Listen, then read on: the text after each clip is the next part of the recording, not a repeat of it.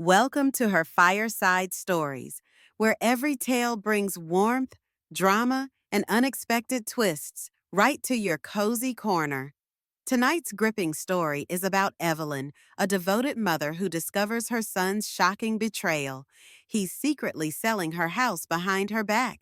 But instead of panicking, Evelyn stays calm because she's hiding a powerful secret of her own. As the story unfolds, you'll see how Evelyn fights back, uncovering family secrets, confronting painful truths, and ultimately reclaiming her dignity. But here's the most astonishing part. When Evelyn finally confronts her son face to face, she doesn't just demand respect. She takes control of her future in a way nobody sees coming. To discover Evelyn's bold move and how she turns the tables completely, listen to the end. Don't forget to subscribe to support the channel and enjoy more captivating stories. Let me know your thoughts in the comments below and share where you're tuning in from. I never thought the worst heartbreak of my life would come wrapped in the familiar voice of my own son. One crisp February afternoon, that voice sliced through my phone like an icy wind, telling me he was out of town on a business trip. But before I could even ask questions, the line went dead, and in the days that followed, I discovered the real truth. He hadn't gone anywhere. He'd been right there in Queens, secretly arranging to sell the very house I had scrimped and saved for most of my adult life. My heart pounded like it wanted to leap out of my chest, but I forced myself to stay calm because I had a secret, and I wasn't about to let my child's betrayal unravel everything I had planned. My name is Evelyn Halloway, a 66-year-old retired financial clerk with salt and pepper hair cut into a neat chin-length bob, easier to manage in the winter winds here in New York. I lived in Queens for most of my adult life, where my late husband, Gregory, and I had purchased a modest two-story home decades ago. It was our small slice of the American dream, complete with a wooden porch that needed constant painting and a little backyard garden where we grew tomatoes and strawberries every summer. Gregory had always joked that I was too serious for my own good. "You're the official scoreboard in this house, Evel," he'd tease. But we needed that seriousness. After he passed away too soon, from a cancer diagnosis that gave us barely a year to say goodbye, I clung to that house like it was part of him I could still keep safe. My only child, Wesley, once had a boyish mop of dark hair that he kept messy in his college days, but now he sports a sharp taper fade that makes him look every inch the successful business consultant he's become. For years, I believed he was conscientious, thoughtful, the kind of son who'd never forget how hard I'd worked to raise him. When he married Rosalind, a striking woman with shoulder-length chocolate brown hair styled in chic layers, I thought he'd found a partner who'd understand our family's struggles and background. But somewhere along the way, the lines between care, love, and entitlement blurred. I guess it's not unusual for families to get complicated, but to lie to your mother to sell her house from under her feet? That's a new kind of heartbreak I never foresaw. Wesley and Rosalind have a 5-year-old son, my grandson, Noah, a bright boy who's already tall for his age, sporting the cutest tuft of curly hair that somehow skipped a generation. When Noah was first born, I couldn't stop smiling. I think I spent nearly half my retirement savings on fancy baby blankets and embroidered onesies just to see that tiny grin light up. For a few short years, life felt simple again. I was needed. I'd pick him up from daycare, babysit while his parents went on date nights, and show him how to mix dough for sugar cookies in my little kitchen. But times change. Somewhere in that shift, Rosalind decided my help was a nuisance. Maybe it was the way I'd comb Noah's hair or the way I'd arranged the furniture to keep him from bumping into corners, little things that seemed to grate on her. I tried to chalk it up to a difference in personalities. My late husband was easygoing, but I've always been the type to double-check that the stove is off twice before leaving, Or maybe it was that I'd occasionally slip up and call Wesley by a childhood nickname in front of company. I suspect it embarrassed him, even if he never said so out loud. When Wesley came to me a few years back, explaining that his own mortgage was suffocating them, I did what I thought any loving parent would do. I gifted him the house I owned free and clear. I'd inherited a bit of extra money from Gregory's modest life insurance. The mortgage on our old place was long paid off. There was no reason not to help. He promised me that if I ever needed a place to live, the door would always be open. I moved into a subsidized senior living unit that was so small I had to sell half my old furniture, but I consoled myself with the knowledge that I was supporting my son and grandson. I'd hoped that gesture would bring us closer, that maybe Rosalind would see I wasn't trying to meddle, just to offer them the security Gregory and I had worked so hard to create. But as it turned out, even that wasn't enough. A few days before Noah's 5th birthday, I found out just how little they wanted me in their lives. It was Noah's birthday, and we had plans. Well, so I believed. I'd taken the trouble to go to a boutique bakery in Brooklyn that specialized in superhero-themed cakes, just to get one shaped like Noah's favorite character. The box was pink and white with curly script, so I hid it under my coat on the train, braving the biting February winds. I arrived at their house in Queens, cheeks stinging from the cold, only to find the curtains drawn and the windows dark. I rang the doorbell once, twice, 3 times. No one answered. Wesley had texted earlier saying he was going out of town for a business trip, something about a sudden project that demanded his presence. I didn't think much of it, other than feeling disappointed he wouldn't be there for Noah's special day. But I hoped Rosalind would at least open the door. When she didn't, a chilly sense of foreboding crept over me. I dialed her number. It went straight to voicemail. I tried Wesley, and to my surprise, he actually picked up. "Mom, I'm not in New York," Wesley said, his voice clipped, as though he were irritated I'd called at all. "I told you I'm out of town." My voice shook with the gust of wind that swept down their street. "But where's Rosalind? Why is no one home on Noah's birthday?" He hesitated just long enough for me to feel the sting of betrayal. Then he said, "Mom, it's just a party. Look, you don't need to show up for every single event in his life." That moment is seared into my brain. The idea that celebrating my only grandson's 5th birthday was somehow intrusive. My chest tightened so badly, I thought I'd start gasping.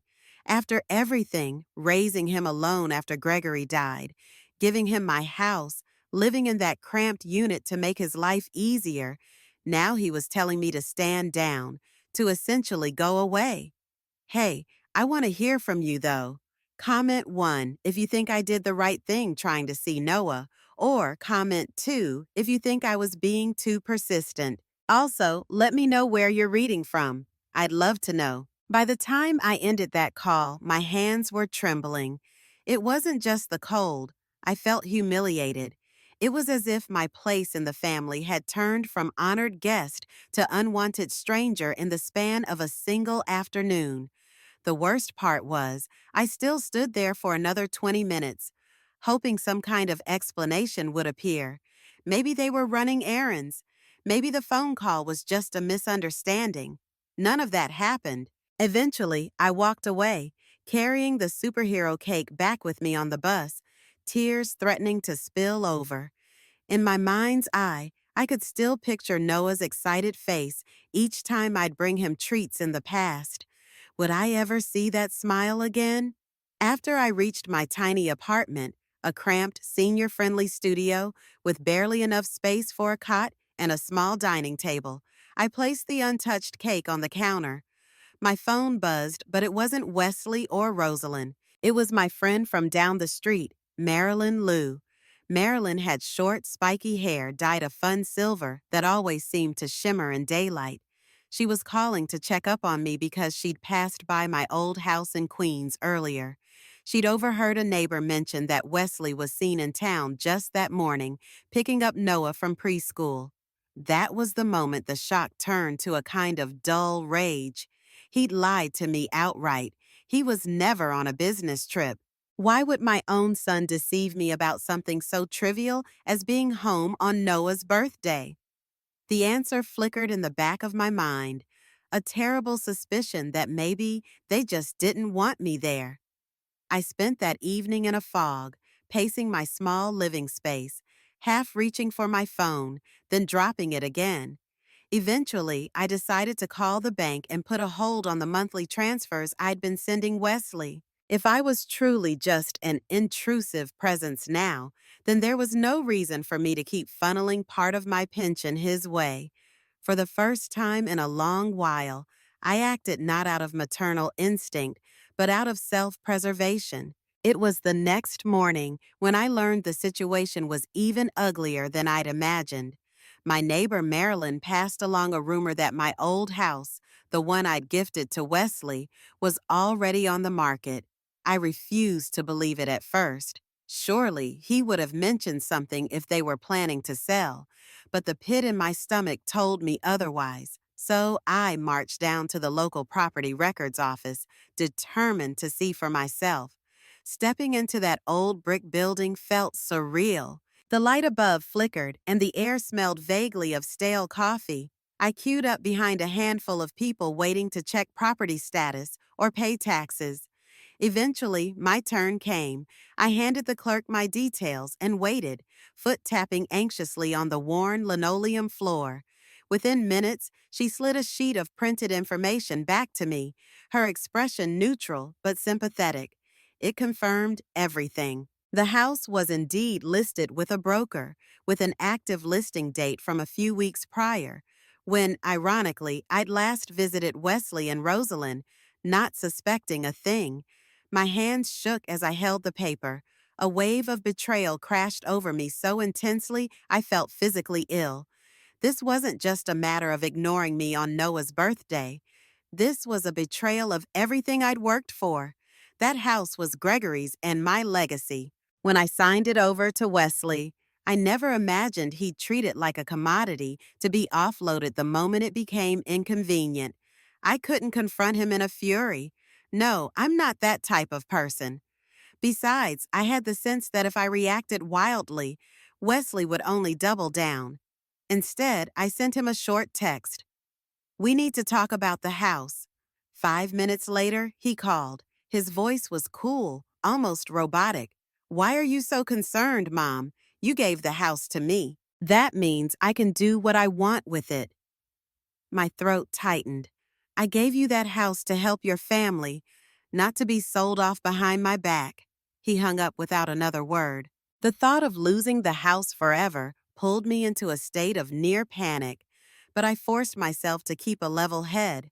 I'd worked for the government for decades, primarily handling budgets and finance reports.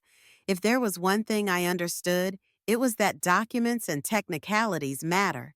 That's why I hunted through my personal files until I found the property gift agreement I'd signed. Itwo. Back when I transferred the deed, I insisted on some basic wording, though I hadn't given it much thought at the time. Could there be a clause to protect me if Wesley tried to pull something like this? Sitting at my wobbly desk, I carefully reread every sentence until my eyes blurred. There it was, a line stating that the house was gifted for the support and benefit of the immediate family, and that the original grantor must be fully informed of any sale. It wasn't much, but it was a foothold, evidence that I'd never intended for Wesley to just sell without my input. This is where my secret came into play. Everyone thought I was just a doting, naive mother who signed away her property without a second thought. In reality, I'd done enough financial work to know you always leave yourself a safety net. That clause was my safety net. I just hoped it would hold up if Wesley fought me in court. I walked into the local library's legal aid clinic the next day with the property agreement in hand. The volunteer lawyer, Helen Markham, was a retired professional with kind eyes and a short curly style dyed a soft ash blonde, perfect for her no-nonsense attitude. She listened quietly as I explained the situation, occasionally making notes, Then she tapped the clause. "This might be enough to file for an injunction," she said. "If you can show that the sale violates the intended purpose of your gift, a judge might put a freeze on the transaction until it's sorted." A freeze. That word sounded like a lifeline. We hammered out a plan to file an emergency motion. Before I left, Helen gripped my hand, her gaze steady. "You deserve respect, Evelyn," she said softly. "Don't doubt that for a second. Let me know your thoughts so far. Do you think a mother should always give to her child unconditionally, or should parents protect themselves too? Comment 1 for unconditional giving, or 2 if you believe in personal boundaries. In the weeks that followed, I felt like I was living in a surreal haze. I'd spent so many years supporting Wesley from the shadows, paying a portion of his mortgage, babysitting Noah, quietly slipping him holiday cash. Now, all of that had twisted into this bizarre tug of war. The day after visiting the legal clinic, I mustered the courage to call Wesley again. I left a voicemail. "Wesley, I found out you're selling the house. You need to speak to me before doing anything. Call me back." He never returned the call. Instead, I received a curt text from Rosalind. "Stop harassing us about our financial decisions." The word harassing stung like a hornet's sting. How had we sunk so low that me asking for a simple explanation was seen as harassment? I didn't sleep well. My tiny apartment felt suffocating, so I went outside to the benches by the community garden. The wind was still cold, but the sunlight felt like a small mercy. I found myself remembering the day Noah was born. Wesley had been so nervous he nearly fainted, and I'd had to coax him to stay on his feet. "Remember to breathe," I'd told him, laughing. The nurse had joked that I was calmer than the father, and now that father was ignoring me. Later that evening, I ran into Marilyn in the lobby. She noticed how drained I looked and offered to let me vent. So we sat on the worn green sofa near the vending machines, and I told her everything. She listened quietly, occasionally giving my arm a comforting pat. "Families change, Evelyn," she said gently, "but sometimes they change in ways we never see coming. Don't lose yourself trying to hold on to what used to be." I realized then that I'd been clinging to a version of Wesley that might not exist anymore. The sweet boy who used to beam at me after winning a spelling bee, who once wrote me a poem for Mother's Day. Now he was a grown man with adult pressures, a wife with strong opinions, and apparently a plan that no longer included me. That night, I prepared the injunction paperwork with Helen's help. She was meticulous in her instructions, explaining that the courts would require evidence of my original intent in gifting the house.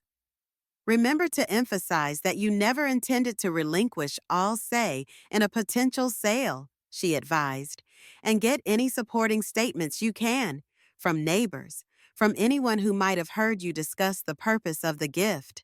I made a few calls, including to an old friend, Tara, who had been my colleague in the government office. She recalled how I used to talk about giving Wesley the house as a family nest, not as a commodity. She agreed to provide a written statement if needed. I felt a pang of guilt that I was asking friends to help me fight my own son. But I reminded myself this wasn't about punishing Wesley. It was about protecting myself. A day before filing the motion, something unexpected happened. Noah called me using Rosalind's phone. "Grandma Eve," he said excitedly, "I got a new coloring book." His voice was so bright, so innocent. For a moment, everything felt normal. But then I heard Rosalind in the background, telling him to hang up soon. She sounded stressed. "Are you coming to see me soon?" Noah asked. I swallowed hard. "I hope so, sweetie," I replied, forcing a smile, even though he couldn't see it. "Grandma's dealing with some grown-up stuff right now, but I'll do my best to visit as soon as I can." I wished I could freeze that moment in time. The sincerity of a child who had no idea his father and grandmother were on the verge of a legal battle. When the call ended, I felt tears prick my eyes. No matter how angry I was at Wesley and Rosalind, I never wanted Noah to feel that tension. He should have a happy childhood, free from the weight of adult conflicts. But the reality was, I had a mission now to stop the house from being sold. And if that meant being the bad guy in Wesley's eyes for a while, then so be it. 2 days later, I walked into the county courthouse with Helen. The corridors were all polished floors and fluorescent lights, echoing with the footsteps of lawyers, litigants, and clerks. My heart hammered. I was carrying a stack of documents that felt heavier than bricks. This was the first time I'd ever filed anything against a family member in my life. We submitted the emergency motion for an injunction, citing the clause in the gift agreement. The clerk, a middle-aged man with a receding hairline, looked them over carefully. "We'll let you know if the judge grants a temporary freeze," he said, stamping each page. The rhythmic sound of the stamp made my stomach twist. Would I really be able to pull this off? Helen patted my arm reassuringly, and we stepped outside. The crisp winter air slapped my cheeks, but I let myself breathe a little easier. I had taken a stand. I wasn't just going to let them bulldoze me and my memories. My husband, Gregory, would have wanted me to fight for what was right. Sure enough, within 48 hours, I got a call from Helen. "Evelyn, the judge granted a preliminary injunction," she said, her voice ringing with cautious optimism. "That means the house is temporarily frozen from being sold." I sank onto my chair in disbelief, tears welling up. A tide of relief washed through me. At least now Wesley and Rosalind couldn't finalize any shady backdoor deal. They'd have to confront me head on if they wanted to proceed. The next morning, I was in the middle of brewing coffee when my doorbell rang. My apartment didn't get many visitors, so I guessed immediately who it might be. Sure enough, when I looked through the peephole, I saw Wesley standing there in his sharp business coat, hair styled in his typical neat fade. Rosalind was with him, arms crossed, her layered brown hair almost covering her eyes in agitation. I braced myself, slowly opening the door. "Mom, can we talk?" he asked, forcing a semblance of calm.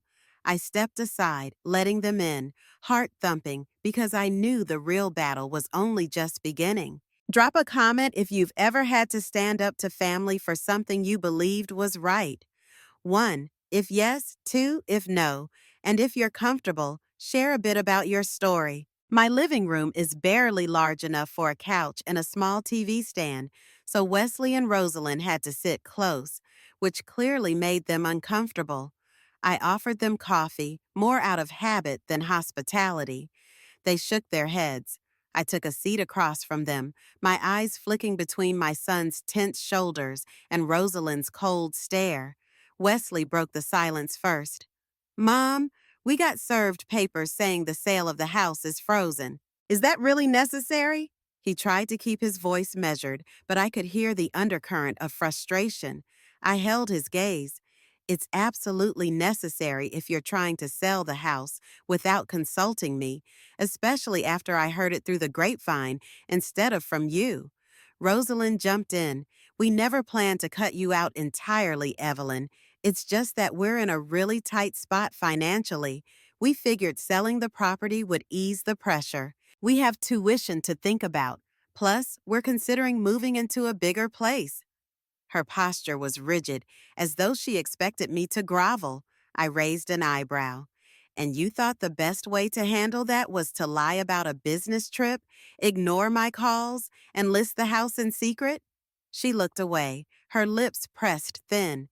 Wesley exhaled sharply. "Okay, we messed up the communication, but you did gift the house to me, Mom. Legally, it's mine. So why are you fighting us on this?" I stared at him, feeling a surge of anger and sorrow swirl together. "Because the house was never meant to be a quick payday," I said, voice trembling. "Your father and I sacrificed for years to pay it off. I moved out so you could have a better life, not so you could offload it at the first sign of financial strain. And, let's be honest, it's not just about the house. It's about how you've been treating me." like a piece of furniture you can move around at will or toss when you're done. A flicker of guilt crossed Wesley's face, but Rosalind merely rolled her eyes.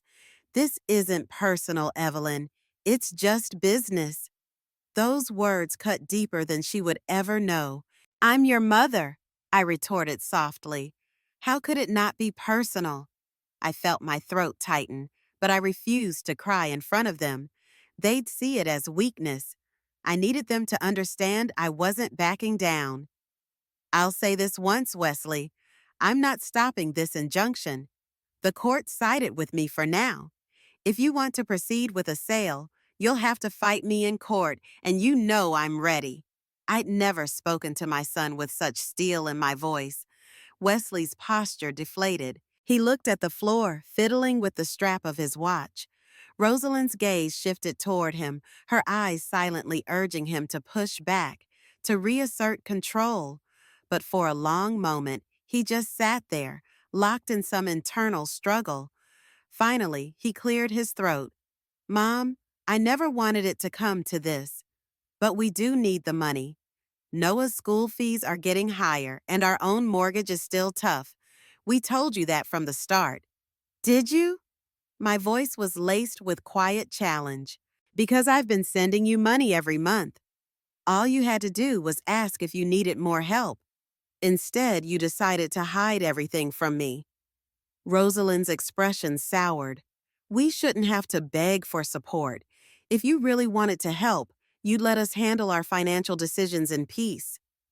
I took a deep breath, calming the swirl of emotions in my chest.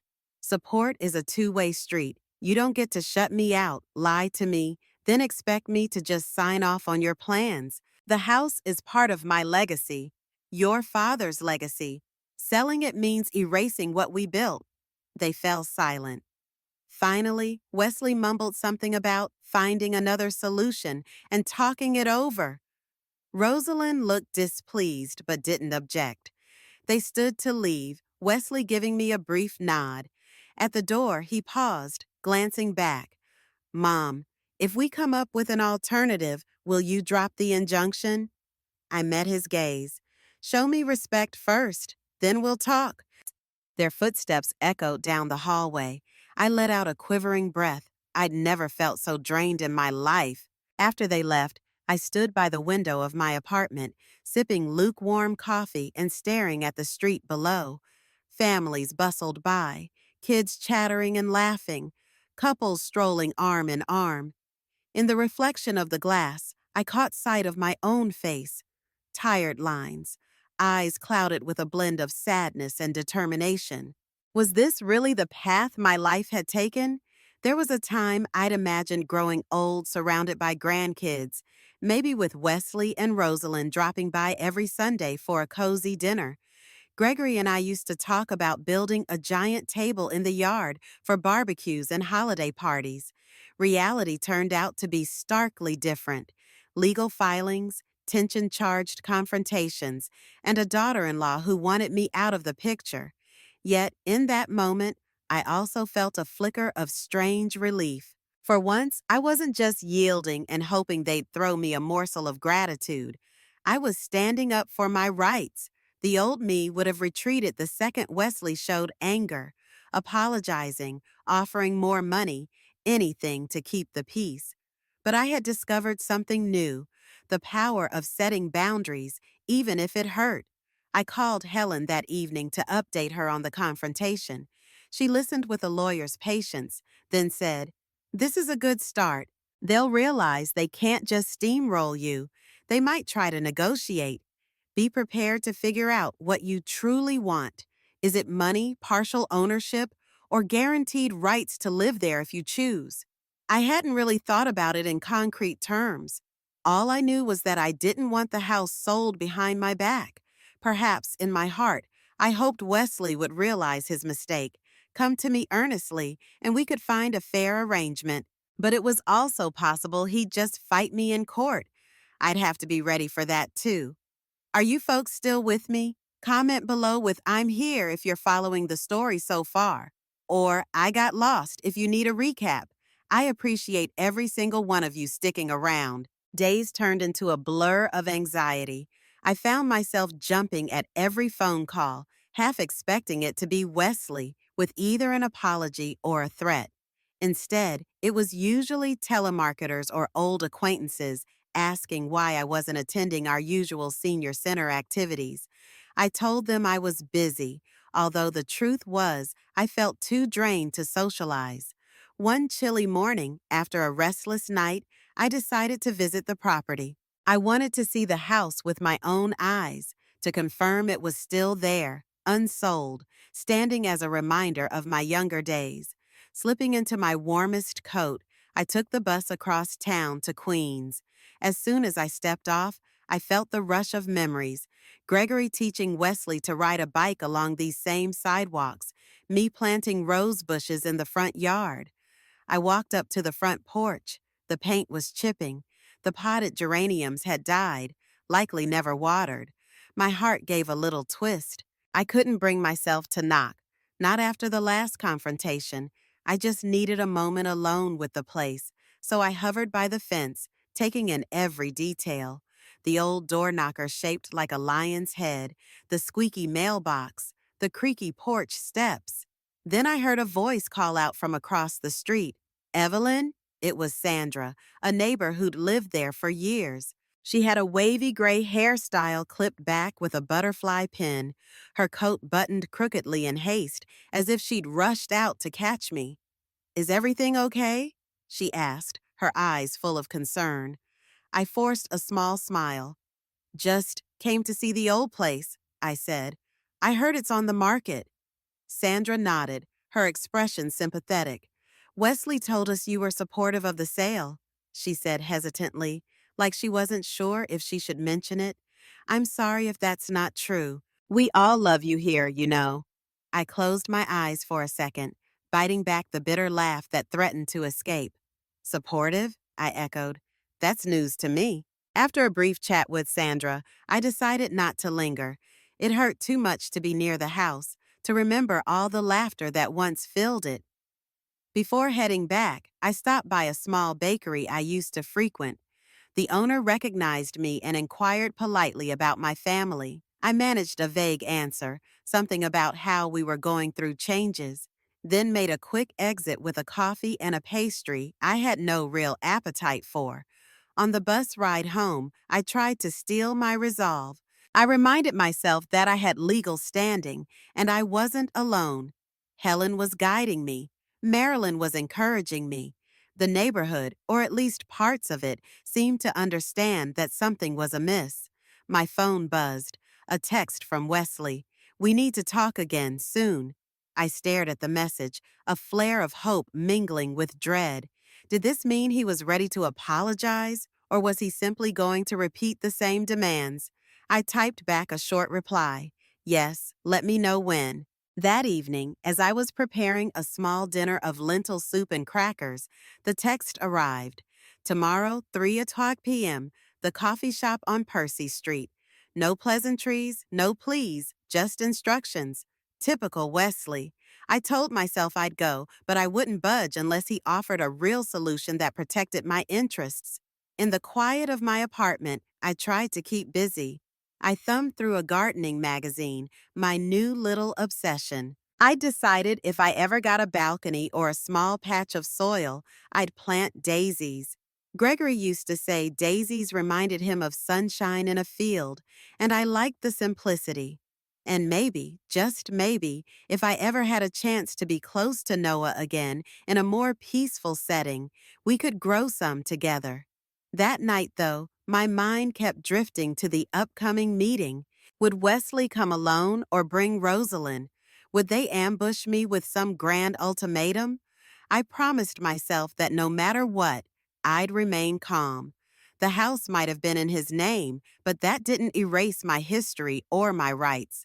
The next day, I arrived early at the coffee shop, a cozy place with mismatched wooden tables and the lingering smell of vanilla beans. My nerves were on edge, so I ordered a chamomile tea to steady myself. I took a seat in the corner, near a dusty bookshelf stacked with secondhand paperbacks, and waited. Wesley walked in punctually at 3 gig, scanning the room until he spotted me. He had a brown messenger bag slung over his shoulder and wore a dark overcoat that made him look more somber than usual. Alone, I noticed. Rosalind was nowhere in sight. "Mom," he greeted, taking the chair opposite me. I pushed the extra cup of black coffee I'd ordered toward him, remembering how he used to drink it back in college. Always black, no sugar. He hesitated, then picked it up. "Thanks." For a moment, neither of us spoke. I sipped my chamomile, and he stared at the steam rising from his cup. Finally, he cleared his throat. "I talked to Rosalind, and we've agreed to hold off on listing the house for now." I raised an eyebrow. "What about your finances? Wasn't that your reason for selling?" He looked away. "We still need money, but, well, we're looking into other options. Maybe a personal loan, maybe tapping into some savings. The point is, we won't finalize any sale without your consent." The tension in my shoulders eased just a bit. "That's a start," I said softly. "But why the sudden change of heart?" He grimaced. "Mom, I realized selling the house wasn't just about money. We've been overwhelmed. Rosalind wants to maintain a certain lifestyle. I guess I just went along with it, thinking it was the only path. But then you filed that injunction, and I was forced to face what I was doing." I searched his expression for sincerity. "And you understand now why I did it?" His eyes flicked up to meet mine. "I do. I'm sorry I lied about the business trip, about everything." He swallowed hard, setting the coffee down. "But there's something else. Rosalind and I had a big fight about all this. She thinks you're interfering. I told her we need to make amends." Quick check-in. Does this conversation feel realistic to you? Comment yes if you've been in a similar situation, or no if you think this is too dramatic. We'd love your input. The sincerity in Wesley's eyes tugged at my heart. I still saw glimpses of the little boy who used to look up to me with unwavering trust. Yet, I also saw the man who had betrayed that trust. Forgiveness wouldn't come easily, but perhaps we could find a path forward. "Wesley," I said, keeping my tone measured, "it's not just about the house. It's about how you made me feel, like an intruder in my own family's life. Do you realize how painful it was to stand outside your door with Noah's birthday cake, only to be turned away by a lie?" He nodded, guilt etched into his features. "I know. I messed up. I got caught up in making Rosalind happy, and I didn't stop to think what it would cost me, cost us." His admission was like a pressure valve releasing. For a moment, the coffee shop's clatter seemed distant. I glanced around, noticing a student typing furiously on her laptop, an older couple sharing a croissant, and the barista humming softly. Life moved on around us, indifferent to our drama. I took a steadying breath. So, what happens now? I'm not in a hurry to lift that injunction until I have something concrete. I can't risk you two changing your minds on a whim. He slid a folder from his messenger bag. "I spoke to a financial advisor. We can restructure our current mortgage on our own house. It won't be easy, but it's doable. The plan is to keep your old house as a fallback. Maybe rent it out if we need extra income." Rent it out? The idea piqued my interest. "And you'd split the rent with me?" A flash of discomfort crossed his face. "We can negotiate. I mean, legally it's in my name, but obviously I'd cut you in because it was your original property."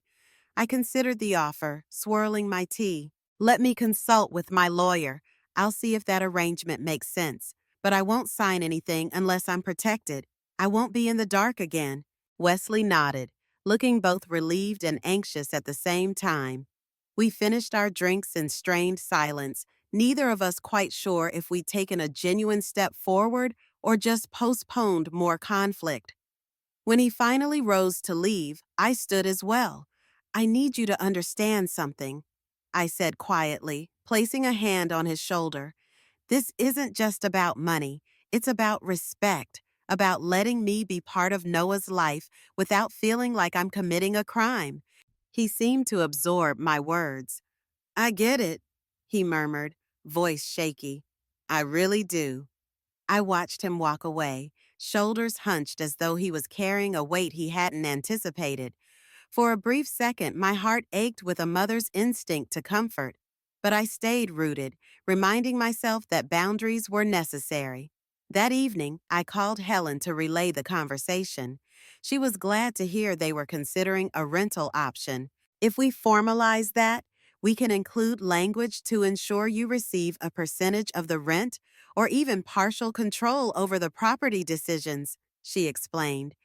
But we need to be careful that we don't give them any loophole to sell without your express agreement. I felt a cautious optimism flicker. Maybe we wouldn't need to drag each other through a full-blown trial. Maybe we could settle this in mediation. Yet, I also remembered Rosalind's reaction. She'd been unwavering in her belief that I was an intruder. Could Wesley truly stand up to her for the sake of repairing our relationship? To distract myself, I spent the next few days visiting the community garden near my apartment. The caretaker there, Mrs. Ashton, wore her gray hair in a loose updo and always welcomed new volunteers. She handed me a spade and some gardening gloves, and we spent hours planting crocuses and pansies along the walkway. The simple act of tending to new life was therapeutic, reminding me that things could still grow and thrive despite harsh conditions. In that patch of soil, under the crisp sunlight, I allowed myself a glimmer of hope that maybe, just maybe, Wesley and I could salvage what had been broken. A week passed, and I heard little from Wesley, aside from a brief text confirming he was still looking into the rental proposal. During that lull, Noah called me one afternoon, out of the blue. It was from Wesley's number, and my heart skipped a beat when I saw his name flash on my phone. I half expected an argument or an update on the house, but instead, I heard the cheerful chirp of my grandson. "Grandma Eve," Noah squealed. "Guess what? I learned to tie my shoes at school today." Warmth flooded my chest. "You did? That's wonderful, sweetheart. Are they nice and snug on your feet?" He giggled. "Yes, and guess what else? Daddy said maybe we can come see you. Can we, please?" It took every ounce of composure not to break down in tears. "I would love that, Noah," I managed, trying to keep my voice bright. "I'll even bake cookies, the sugar kind you like." "Yay," he yelled. Then there was a rustling sound before Wesley's voice came on the line, subdued. "Mom, I hope it's okay I let him call you." "Of course," I said, my tone softening. "He's my grandson. He should be able to talk to me whenever he wants." We had a brief, almost awkward exchange about scheduling a visit. Wesley promised to check with Rosalind and get back to me. I felt a small surge of gratitude that he was even considering bridging the gap. This was more progress than we'd had in months. Still, after the call ended, I braced myself for possible disappointment.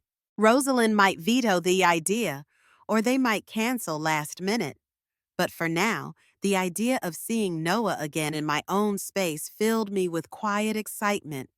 I cleaned the apartment, even rearranged some of my knickknacks to make room for a few old photos, pictures of Gregory and me in younger days, and a few with baby Wesley giggling on a beach trip. Before bed, I whispered a small prayer, not so much for the house dispute, but for a chance to hold my grandson's hand and let him know his grandma was still here. Have you ever hoped for a small sign of reconciliation in a family dispute? If you're comfortable sharing, comment yes and tell us what happened, or comment no if you've never been in that situation. When Wesley and Noah arrived at my apartment the following weekend, Rosalind wasn't with them. I'll admit, I felt a tad relieved, worried that her mere presence would tense up the atmosphere. Instead, I watched through the peephole as Wesley held Noah's tiny hand, leading him down the hallway.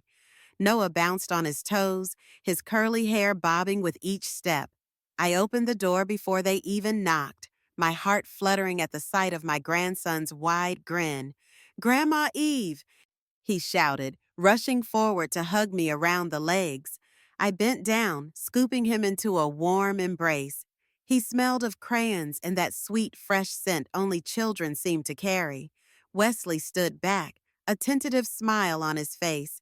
His hair was slightly disheveled, and for once, he looked more like the carefree college kid I remembered than the polished business consultant. "He's been talking about visiting you nonstop," he said almost sheepishly. "I'm so glad you came," I replied, stepping aside to invite them in. Noah immediately started exploring my tiny apartment, peeking into the corners, fascinated by how different it was from his own home.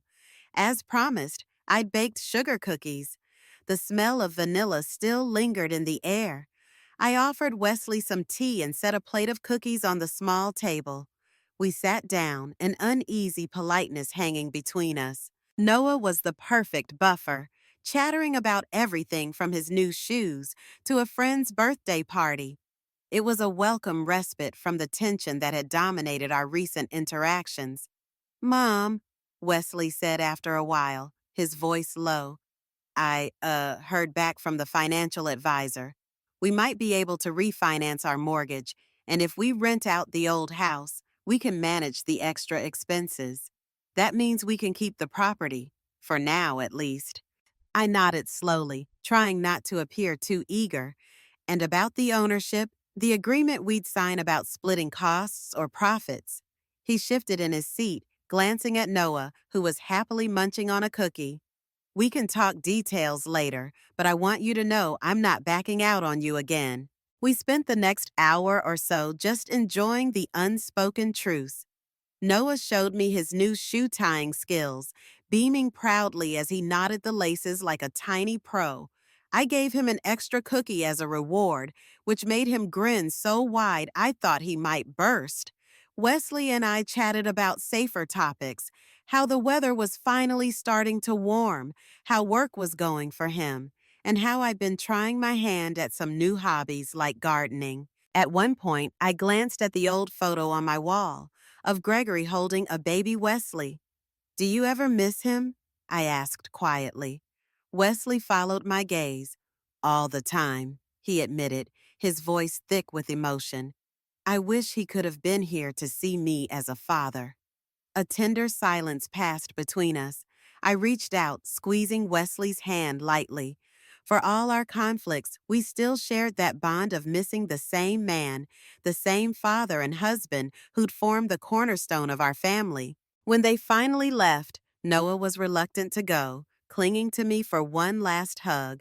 I kissed his forehead, promising to see him again soon.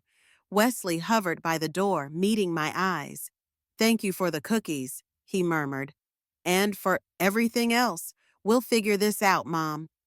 Long after they'd gone, I lingered by the window, feeling a cautious sense of relief. This meeting hadn't solved all our problems, but it felt like a door had opened, one that might lead to real reconciliation if we tread carefully. The next day, Helen called to say she'd started drafting an agreement for a possible mediation. "If Wesley's serious," she explained, "we can avoid a lengthy court battle, but I want to make sure all the details are ironclad." She mentioned terms like rental splits, inheritance contingencies, and primary occupant rights, which made my head spin, but I trusted her expertise. All the while, a small part of me wondered how Rosalind would react to these arrangements. I hadn't seen or heard from her since the day they both stormed my apartment. But maybe, if Wesley was leading the push for compromise, she'd come around, or at least begrudgingly accept it. Let's do a quick poll. Do you think Rosalind will fight these new arrangements, or do you think she'll accept them for the sake of peace? Comment, fight, or accept below, and feel free to share why. Despite the promising direction, I found myself bracing for another storm.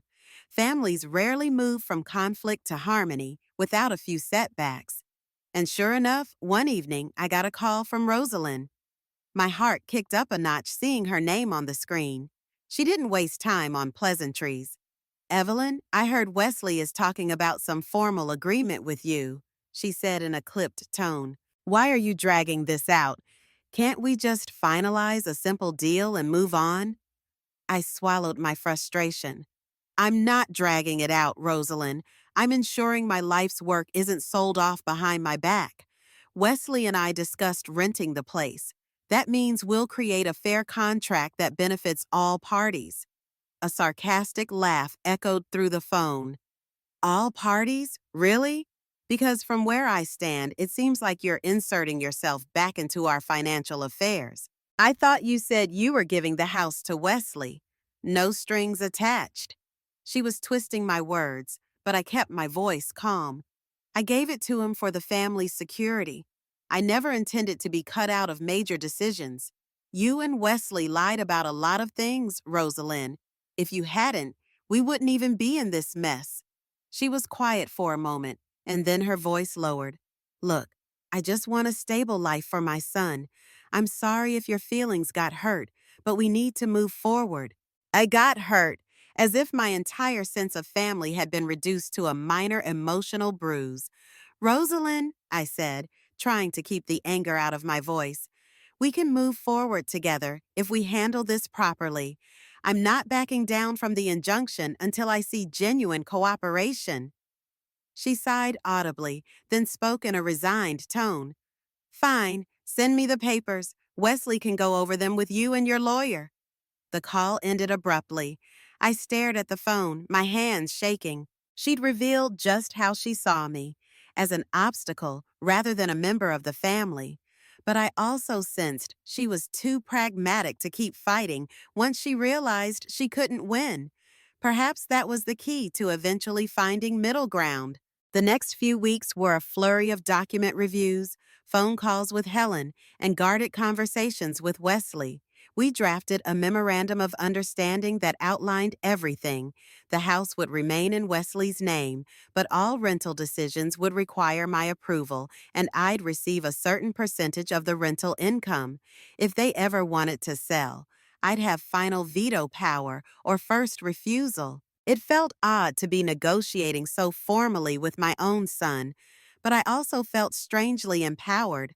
I wasn't being cruel. I was ensuring my security and respect. I even started sleeping better at night, no longer haunted by visions of being left homeless and alone. At one point, Wesley came by without Noah or Rosalind. It was late on a Saturday, around dusk. I heard the knock and opened the door to find him looking almost nervous, clutching a folder. Mom, can I come in? He asked quietly. I nodded, stepping aside. He cleared his throat once inside. I wanted to show you some potential rental listings I found for the house. Families looking for something in Queens. We could charge a fair rent, keep the place maintained, and, well, I just wanted your input. The sincerity in his voice made my chest ache. It was the first time in a while I felt like we were partners rather than adversaries. I pointed out a couple of listings that seemed promising: young professionals, small families. We talked about deposit rates, possible lease terms. After a moment, he set the folder aside and looked up. Mom, I want you to know I never did all this to hurt you. I just felt so overwhelmed. I guess I thought if I could sell the house, I'd solve all our problems instantly. I never imagined you'd fight back this hard. A wry smile tugged at my lips. You forgot I've got a bit of your stubbornness in me. He managed a laugh, and for a moment, it felt like old times, when we'd poke fun at each other good-naturedly. Yeah, you do, he agreed. Summer was on the horizon by the time we finalized the arrangement. The court scheduled a mediation session, but by then, we already had a near-complete agreement drafted. Rosalind seemed grudgingly on board, likely because the alternative, continuing a legal battle, was too expensive and stressful. On the morning of the mediation, I walked in with Helen by my side. Wesley and Rosalind were seated together, a lawyer representing them. We had a court-appointed mediator, a soft-spoken woman named Miss Brennan, with delicate braids pinned around her head. She asked each side to summarize their stance. I explained how the house was my marital home with Gregory, gifted to Wesley under the condition that it remained a safety net for the family. Wesley confirmed they intended to keep the property, but needed financial relief. Over the next few hours, Ms. Brennan guided us through the final points of the agreement. Rosalind occasionally glared at me or sighed, but she didn't outright resist. Wesley was more cooperative, asking clarifying questions and making notes. By lunchtime, we'd hammered out a contract that satisfied everyone, at least from a legal standpoint. Outside the mediation room, Wesley and I stood awkwardly.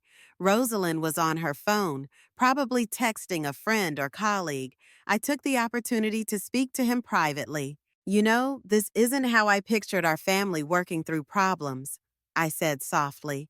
But I'm glad we found a resolution. He nodded, eyes flicking toward Rosalind to ensure she was out of earshot. I am too, Mom. Maybe once things settle, we can work on rebuilding trust. I offered a tentative smile. I'd like that. We parted ways shortly after, stepping into the blazing mid-afternoon sun. As I walked with Helen, she congratulated me on the outcome. You stood your ground and got what you needed, she said. Not everyone has the courage to do that. I paused on the courthouse steps, letting the warmth of the sun wash over me. I thought of Noah's sweet face, of Gregory's memory, of the countless nights I'd sacrificed for Wesley's future. Perhaps this was the first time I truly stood up for myself, and it felt oddly liberating. Life after the mediation wasn't a fairy tale ending, but it was a new beginning, one I embraced wholeheartedly. I used part of the rental income from the old house to move into a slightly bigger apartment in a better senior community, one with a small balcony where I could place potted daisies in honor of Gregory's memory. My new neighbors were a cheerful bunch, folks who swapped recipes, organized bingo nights, and sometimes teased me about my lawyerly ways, once they heard how I defended my property rights. My hair, once a simple bob, I decided to style with a subtle streak of platinum highlights, a small but symbolic change to mark this fresh chapter. Wesley and Rosalind, meanwhile, refinanced their mortgage. Rosalind still kept her distance, but Noah's visits became more frequent. He'd plop down in my living room, rummaging through crayons and coloring books, or we'd bake muffins together on weekends. Every time I saw him, I swore I'd never let him feel like he was caught in the crossfire of adult issues. One day, I hoped to share more of our family history with him, the good and the bad, so he'd understand that love can be complicated, but it's still love.